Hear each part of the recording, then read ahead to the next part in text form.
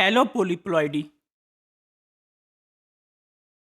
Polyploidy is of two types, autopolyploidy and allopolyploidy. Autopolyploids are those polyploids in which the chromosomes are derived from the same species, mean they have the multiple sets of the chromosomes, but those multiple sets they belong to same species. But in case of allopolyploidy, there is a intercross between the species. Some of the chromosomes they belong to one species, while rest of the chromosomes they belong to second species. So when there is a intercross between two species, the individual or the offspring which is produced is allopolyploid. Allopolyploid is a phenomena that is usually between two different species. In this diagram, we can see that these are the chromosome set of two different species. These are the set of species 1 and these are the chromosomes of species 2.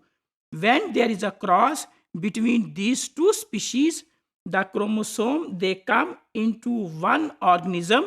Such a phenomena is called allopolyploid. So allopolyploid have the chromosomes of one species and from the second species.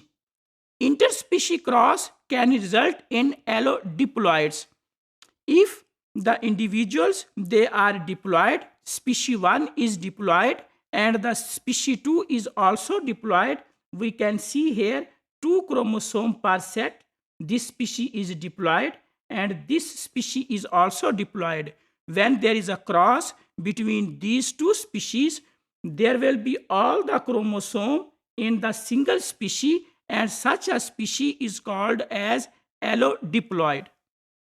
Colchicine is a chemical which is usually used to promote the non-disjunction of the chromosomes.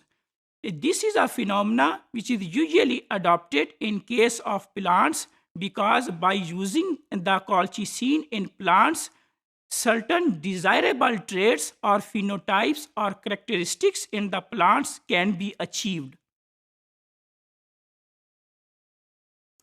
Colchicine usually binds to the microtubules or to the spindle fibers. Once it binds to the spindle fibers, then the homologous chromosome or the sister chromatid they fail to segregate from each other.